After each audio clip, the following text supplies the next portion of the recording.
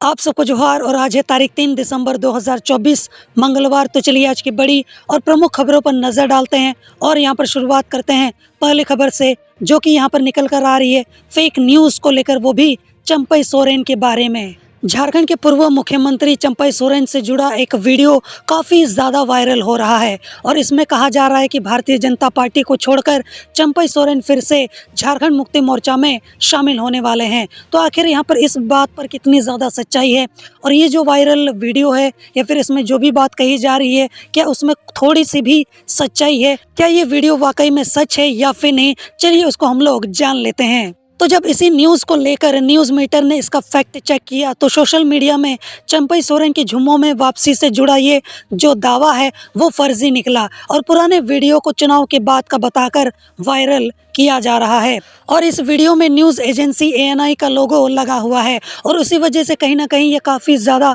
Real भी लगता है। और सबसे बड़ी बात यह है कि चंपई सोरेन ने खुद ट्वीट करके स्पष्ट कर दिया है कि उनके खिलाफ पिछले कुछ दिनों से दुष्प्रचार फैलाया जा रहा है।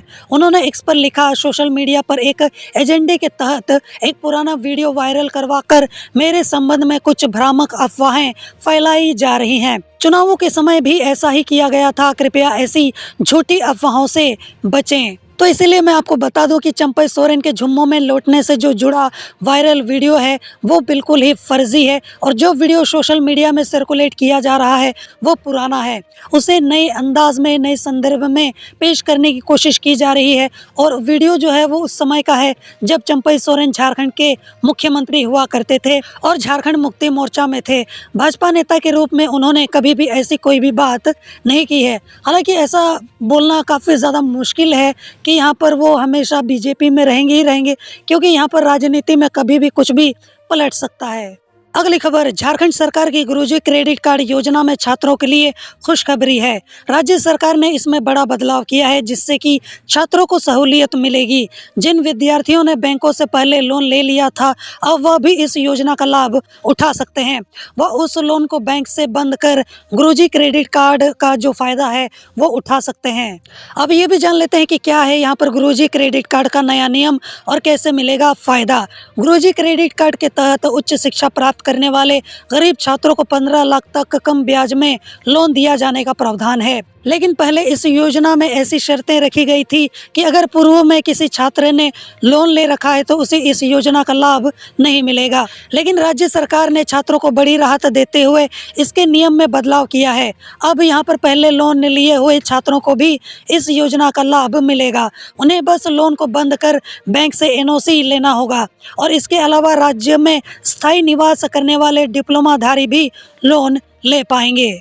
आमतौर पर जब भी किसी बैंक में लोन लेते हैं तो हमें बैंक में अपनी किसी संपत्ति को गिरवी रखना पड़ता है, लेकिन इस योजना की सबसे बड़ी बात यह है कि विद्यार्थियों को किसी भी तरह की संपत्ति गिरवी नहीं रखनी पड़ती है। अगली खबर जो कि निकल कर आ रही है लातेहार से। लातेहार जिले के बालूमाथ थाना क्षेत्र के कुसमाही रेलवे कोल साइडिंग के पास बीती रात अपराधियों ने जमकर उत्पात मचाया है और इस दौरान अपराधियों ने 2 वाहनों को भी आग के हवाले कर दिया। और फिलहाल घटना की जानकारी मिलने के बाद पुलिस की टीम पूरे मामले की जांच कर रही है। लातेहार के बालूमाथ थाना क्षेत्र के मकैया टांड के पास अपराधी पहुंचे और वहां कोयला लदे 2 वाहनों में आग लगा दी और बताया जा रहा है कि जब अपराधियों ने एक वाहन में आग लगाई तो दूसरे वाहन का ड्राइवर वहां से भागने की कोशिश करने लगा, लेकिन अपराधियों ने फायरिंग कर ड्राइवर को रोक लिया। उसके साथ बदसलूकी करते हुए ड्राइवर को वाहन से उतारकर दूसरे वाहन में भी आग लगा दी। अब पुलिस जो है वो अपराधियों की गिरफ्तारी के लिए छापेमारी कर रही है। पुलिस का कहना है कि अपराधियों को जल्द ही पकड़ लिया जाएगा। अगली खबर यहाँ पर निकल कर आ रही है देवघर से, जहाँ पर घर घर जाकर बीमार पशुओं के इलाज के लिए सरकार की ओर से पशु एम्बुलेंस की सेवा जो है वो शुरू की गई है और इसके अंतर्गत देवघर जिले के हर एक प्रखंड में एक एम्बुलेंस की सुविधा दी गई है। लेकिन पशु एम्बुलेंस के किराए को लेकर सवाल जो है वो उठने लगे हैं। दरअसल जिले में मरीजों के लिए चल रहे 108 एम्बुलेंस के मासिक किराए से 1.5 गुना अधिक पशु एम्बुलेंस का मासिक किराया भुगतान किया जा रहा है। वहीं मिली जानकारी के अनुसार पशुओं को इलाज की सुविधा ऑन स्पॉट उपलब्ध कराने के लिए इसी सुविधा के साथ यहाँ पर यूपी में हर माह 1.10 लाख रुपए के करीब प्रति एम्बुलेंस भुगतान किया जा रहा है। आखिर अब यहाँ समस्या कहाँ पर आ रही है? देवघर में जिस तरीके से आम मरीजों के लिए 108 टोल फ्री नंबर पर एम्बुलेंस उपलब्ध होता है, ठीक उसी तरीके से 1962 टोल फ्री नंबर पर कॉल करने पर पशु एम्बुलेंस की सुविधा दी जा रही है। एम्बुलेंस सेवा उपलब्ध कराने वाली कंपनी से मिली जानकारी के मुताबिक आम मरीजों के लिए उपलब्ध 108 एम्बुलेंस जो कि हर दिन 24 घंटे कार्यरत है और इसके लिए सरकार प्रति एम्बुलेंस सभी सुविधा के लिए करीब 1.30 लाख रुपए प्रति माह भुगतान कर रही है। वहीं दूसरी ओर पशुओं के लिए शुरू की गई एम्बुलेंस सुविधा जो कि सप्ताह में बस 6 दिन यानी कि रविवार को छोड़कर सुबह 9 से 5 बजे तक ही यानी कि हर दिन 8 घंटे के लिए 1.65 लाख रुपए प्रति एम्बुलेंस भुगतान कर रही है। तो कंपनी के साथ हुए इकरारनामे में हर एम्बुलेंस में कंपनी को एक ड्राइवर और एक पैरावेट स्टाफ तथा एक पशु चिकित्सक आवश्यक दवाइयों के साथ रखना है। हालांकि देवघर जिले के 10 प्रखंडों में 3 प्रखंड में ही एम्बुलेंस के साथ चिकित्सक की सुविधा भी मिल रही है। तो एक तरफ 1.30 लाख रुपए महीना देना पड़ रहा है, वहीं दूसरी ओर यहाँ पर 1.65 लाख रुपीज़ देना पड़ रहा है, जबकि यहाँ पर हफ्ते में बस 6 दिन यहाँ पर ड्यूटी हो रही है, वो भी 8 घंटे के लिए। तो वहाँ काफ़ी ज़्यादा डिफरेंसेस आ रहे हैं और उसी वजह से यहाँ पर सवाल उठाए जा रहे हैं। बाकी इसको लेकर आपकी क्या राय है, आप मुझे कमेंट में ज़रूर बताना। अगली खबर यहाँ पर निकल कर आ रही है धनबाद से, जहाँ पर ECL मुगमा क्षेत्र की बैजना कोलियारी के खुशरी बैजना OCP में रविवार को रियायतों ने नियोजन और मुआवजे की मांग को लेकर माले के बैनर तले ट्रांसपोर्टिंग रोक दी। रियात राज डे ने कहा है कि कोलियारी प्रबंधन जमीन लेने के बाद मुआवजा और नियोजन नहीं दे रहा है। रैयतों ने कहा है कि वर्षों से प्रबंधन द्वारा करोड़ों का कोयला निकाल लिया गया है। रैयत भुखमरी के कगार पर है और यहाँ पर जब तक नियोजन मुआवजा नहीं मिलेगा ट्रांसपोर्टिंग बंद रहेगी। जिसके बाद सूचना पाकर कोलियारी के अभिकर्ता OCP पहुंचे लेकिन वार्ता नहीं हो पाई। अगली खबर यहाँ पर निकल कर आ रही है पलामू से, जहाँ पर पलामू पुलिस को बड़ी सफलता हाथ लगी है। रंगकर्मी अशफाक खान और JJMP उग्रवादी संगठन के सक्रिय सदस्य दीपक भुइयां समेत 6 लोगों को गिरफ्तार किया गया है जो सुजीत सिन्हा गिरोह के लिए काम करते थे। पुलिस ने कृषि व्यापारियों को धमकी देने और फायरिंग के मामले में इन्हें गिरफ्तार किया है। इनके पास से 4 हथियार, 3 कारतूस, 3 मोटरसाइकिल और 7 स्मार्टफोन बरामद हुए हैं। पलामू के SP रेशमा रमेशन ने सोमवार को प्रेस कॉन्फ्रेंस करके यह जानकारी दी। SP ने बताया कि रविवार को सूचना मिली कि चैनपुर थाना के सलतुआ रोड में 5-6 लोग देसी पिस्तौल और कट्टा लेकर किसी बड़ी घटना को अंजाम देने जा रहे हैं। सूचना के आधार पर पुलिस ने तत्काल कार्रवाई की और यहां पर सफलता हाथ लग गई। अगली खबर यहाँ पर निकल कर आ रही है हजारीबाग से, जहाँ पर हजारीबाग जिले के केरेडारी प्रखंड में एक बार फिर से प्रतिबंधित नक्सली संगठन भाकपा माओवादी ने पोस्टर के माध्यम से दस्तक दी है। भाकपा माओवादी ने केरेडारी प्रखंड के कराली, लोचर समेत कई गांवों में पोस्टर चिपकाया है। पोस्टर में लिखा है कि जन मुक्ति छापामार सेवा की स्थापना की 24वीं वर्षगांठ के अवसर पर 2 दिसंबर से 3 दिसंबर तक क्रांतिकारी जज्बा और राजनीतिक उल्लास के साथ पालन करें। प्रतिबंधित संगठन ने आगे भी लिखा है कि यहाँ पर अल्पसंख्यक युवक युवतियाँ भर्ती होकर इसे मजबूत करने की शपथ लें। इसके अलावा ये भी लिखा है कि विकास के नाम पर कंपनी जमीन हड़पना बंद करे। इस पोस्टर पर लिखा है कि जल जंगल जमीन पर अधिकार कायम करना है तो हथियार उठाना पड़ेगा। साथ ही ग्रामीण सड़क से कंपनी ट्रांसपोर्टिंग बंद करे और कंपनियों में स्थानीय लोगों को रोजगार दे। अगली खबर यहाँ पर निकल कर आ रही है मौसम के हाल को लेकर, वो भी झारखंड का, जहाँ पर तमिलनाडु और पुडुचेरी में तबाही मचाने वाले फेंगल चक्रवात का असर जो है अब धीरे धीरे कम हो चुका है। अब ये पूरी तरीके से शांत भी हो चुका है। हालांकि इसके असर से अरब सागर में एक निम्न दबाव का क्षेत्र बनने के संकेत मिल रहे हैं, जिसका असर आने वाले दिनों में देखने को मिलेगा। भारत मौसम विज्ञान विभाग ने यह जानकारी दी है। मौसम केंद्र रांची के प्रभारी निदेशक अभिषेक आनंद ने कहा है कि सुबह यहां पर हल्के से मध्यम दर्ज का कोहरा या धुंध छाया रहेगा। मौसम शुष्क रहने का अनुमान जो है वो जताया जा रहा है। उन्होंने ये भी बताया कि झारखंड के दक्षिणी हिस्से और उससे सटे मध्य भागों में कहीं कहीं 2 दिसंबर को वर्षा तो हुई ही है और अगले 2 दिनों तक न्यूनतम तापमान में कोई बड़ा बदलाव देखने को नहीं मिलेगा और इसके बाद अगले 2-3 दिन में यहाँ पर तापमान में अच्छी खासी गिरावट देखने को मिल जाएगी, जिसकी वजह से अत्यधिक ठंड का एहसास होने लगेगा। अगली खबर, साहिबगंज के तीन पहाड़ थाना क्षेत्र में दो नकाबपोश अपराधियों ने गंगोत्री फिलिंग स्टेशन के मालिक शालिग्राम मंडल को गोली मार दी। घायल शालिग्राम को आनन फानन में राजमहल अनुमंडल अस्पताल में भर्ती कराया गया, जहां डॉक्टरों ने उन्हें मृत घोषित कर दिया।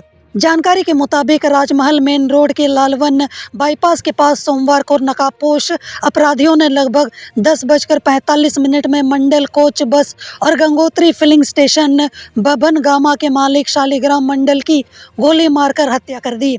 अब यहाँ पर एसडीपीओ ने कहा है कि घटना का यहाँ पर जांच जो है वो किया जा रहा है और सूचना मिली है कि प्रतिदिन का कलेक्शन लेकर बैंक में जमा करने जाते थे, जिन्हें यहाँ पर अपराधियों द्वारा गोली मारकर छीन लिया गया है। अपराधी जो है वो जल्द ही पकड़ लिए जाएंगे। परिजनों का दावा है कि लगभग 15 लाख नकदी रुपए उनके पास थे। एसडीपीओ ने कहा है कि पुलिस सभी बिंदुओं की जांच कर रही है। परिजनों से नकदी की जानकारी भी ली जाएगी। पूछताछ जारी है।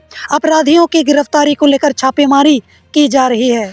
अगली खबर यहाँ पर निकल कर आ रही है मैया सम्मान योजना को लेकर। तो आखिर ये जो पैसे हैं वो आपके खाते में कैसे आएंगे और यहाँ पर आवेदन कैसे कर सकते हैं, किन्हें इस योजना का लाभ मिलेगा और किन्हें नहीं मिलेगा, चलिए जान लेते हैं।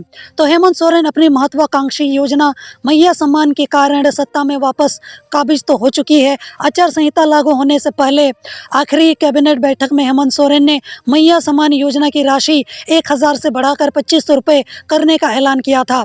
अब सरकार दिसंबर महीने से यहाँ पर महिलाओं के खाते में 2500 रुपये भेजने वाली है। तो यहाँ पर हम लोग पूरा डिटेल में डिस्कस करेंगे कि कैसे यहाँ पर किस तरीके से आवेदन किया जा सकता है। तो सबसे पहले ये जान लेते हैं कि यहाँ पर इसका लाभ जो है वो किन्हें मिलेगा। तो हेमंत सरकार मैया सम्मान योजना के तहत राज्य की 57 लाख महिलाओं के खाते में 2500 रुपये करके भेजे जाएंगे। पहले इस योजना को 21 साल की महिलाओं के लिए किया गया था, लेकिन अब यहाँ पर इसको चेंज करके 18 से 20 साल की महिलाओं को भी इसमें शामिल कर लिया गया है, जिससे उनको भी इसका लाभ जो है वो मिलने लगेगा। और आखिर इससे क्या बेनिफिट मिल सकते हैं, तो मैया सम्मान योजना के तहत हर महीने 2500 रुपये यानी कि 1 साल के अंदर 30,000 रुपये मिलेंगे।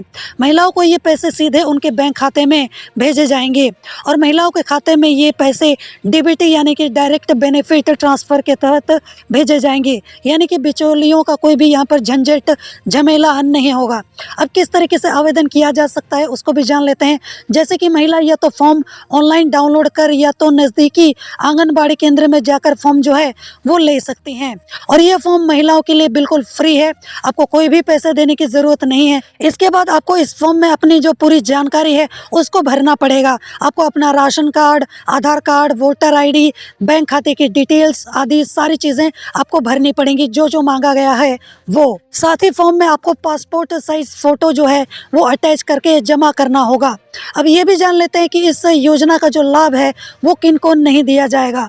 मैया सम्मान योजना का लाभ लेने के लिए महिलाओं को आर्थिक रूप से कमज़ोर और गरीब परिवारों से होना आवश्यक है और महिला खुद या फिर उनके पति कोई भी सरकारी नौकरी में नहीं होना चाहिए। उन्हें राज्य सरकार और केंद्र सरकार द्वारा पेंशन ना मिलता हो और उनके परिवार का कोई भी सदस्य पहले या फिर वर्तमान में सांसद या फिर विधायक नहीं होना चाहिए और महिला स्वयं EPFO खाताधारी भी नहीं होनी चाहिए। अगली खबर यहाँ पर निकल कर आ रही है लातेहार से, जहाँ पर लातेहार जिले के चंदवा में 3 दिनों से लापता नाबालिग का शव कुएं से बरामद हो गया। शव मिलने के बाद गांव में सनसनी फैल गई। वहीं शव मिलने के बाद परिजनों में गुस्सा है। शव मिलने के बाद परिजनों और आक्रोशित ग्रामीणों ने NH 75 और 99 जाम कर दिया। परिजनों का आरोप है कि उनकी बेटी की हत्या हो गई है और चंदवा शहर से सटे डेम टोला निवासी गुड्डू शव की नाबालिग बेटी तनु का जो शव है वो सोमवार सुबह उनके घर के ही पास एक अनुपयोगी कुएं से बरामद किया गया। तनु पिछले 3 दिनों से गायब थी और इसकी सूचना परिजनों ने पुलिस को भी दे दी थी और परिजनों और ग्रामीणों की मदद से पुलिस ने शव को कुएं से निकाला, जिसके बाद परिजन और ग्रामीण जो है वो उग्र हो गए और शव के साथ यहाँ पर इंदिरा गांधी चौक पर NH 75 और 99 को जाम कर दिया। परिजनों का कहना है कि उनकी बेटी की हत्या हो गई है। परिजन जल्द से जल्द आरोपी की गिरफ्तारी और न्याय दिलाने की मांग पर अड़ गए थे। अंचलाधिकारी जयशंकर पाठक और पुलिस निरीक्षक रणधीर कुमार ने करीब 1 घंटे की मशक्कत की, तब जाकर यहाँ पर लोग जो हैं वो माने हैं। तब जाकर शव को पोस्टमार्टम के लिए भेजा गया और NH में जाम खुल पाया। अगली खबर यहाँ पर निकल कर आ रही है गढ़वा से, जहाँ पर गढ़वा जिले से झारखंड मुक्ति मोर्चा एक नवनिर्वाचित विधायक की गाड़ियों का काफिला आपस में टकरा गया। इसमें 3 गाड़ियां बुरी तरीके से क्षतिग्रस्त हो गईं और ये जो दुर्घटना है वो भवनाथपुर श्री बंशीधर नगर मुख्य पथ पर वन डिपो के पास हुई। विधायक अनंत प्रताप देव 1 दर्जन गाड़ियों के काफिले के साथ पूजा पाठ करने के लिए केदार मंदिर जा रहे थे। गनीमत यह रही कि दुर्घटना में किसी को कोई भी चोट नहीं आई है। क्षतिग्रस्त गाड़ियों में झारखंड मुक्ति मोर्चा के श्री बंशीधर नगर अनुमंडल अध्यक्ष गयासुद्दीन अंसारी की स्कॉर्पियो, इसके अलावा श्री बंशीधर नगर प्रखंड उपाध्यक्ष मिथिलेश सिंह की कार, इसके अलावा यदपुरा निवासी रामनाथ राम की कार और 3 अन्य गाड़ियां एक दूसरे से टकरा गईं। श्री बंशीधर नगर प्रखंड के उपाध्यक्ष मिथिलेश कुमार सिंह ने बताया है कि विधायक अनंत प्रताप देव के काफिले में 1 दर्जन से अधिक गाड़ियां चल रही थी। सभी लोग विधायक के साथ केदार मंदिर दर्शन करने जा रहे थे। भवनाथपुर वन डिपो के पास भवनाथपुर की तरफ से काफिले में शामिल होने के लिए एक कार आ रही थी। उन्होंने कहा है कि काफिले में उस कार के शामिल होने के दौरान ड्राइवर को अचानक ब्रेक लगाना पड़ा, जिससे एक के बाद एक 6 गाड़ियां आपस में टकरा गईं। विधायक समेत यहाँ पर अन्य लोग अपनी अपनी कार से बाहर निकले। सभी ने यहाँ पर राहत की सांस ली जब देखा कि सिर्फ वाहनों को नुकसान हुआ है, बाकी उसमें सवार सभी लोग सकुशल सही सलामत बच निकले।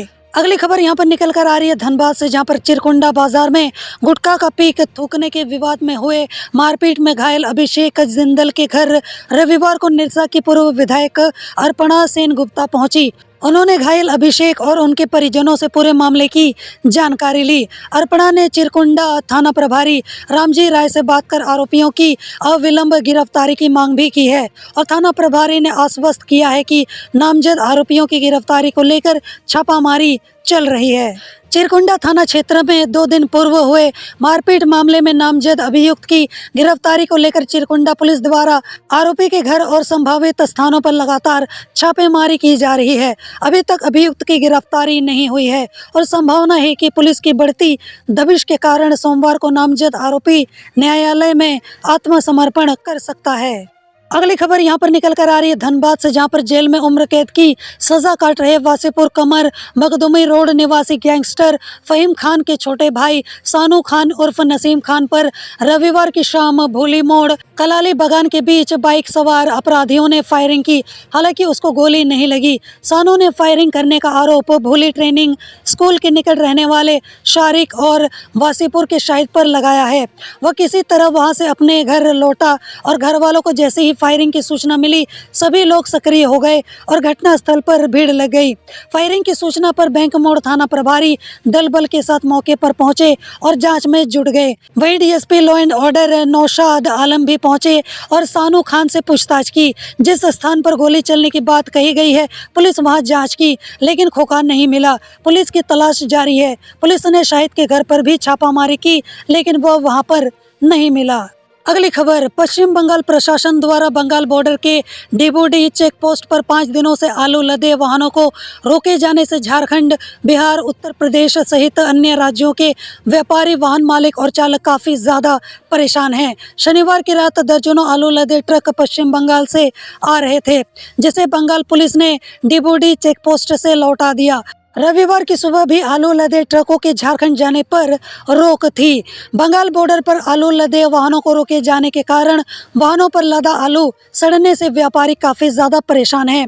बंगाल पुलिस ने रविवार को भी आलू लेकर बंगाल से बाहर जा रहे दर्जनों ट्रकों को रोक दिया है। शनिवार को पुलिस ने बॉर्डर पर खड़े सैकड़ों आलू लदे ट्रकों को वापस कोल्ड स्टोरेज भेज दिया था।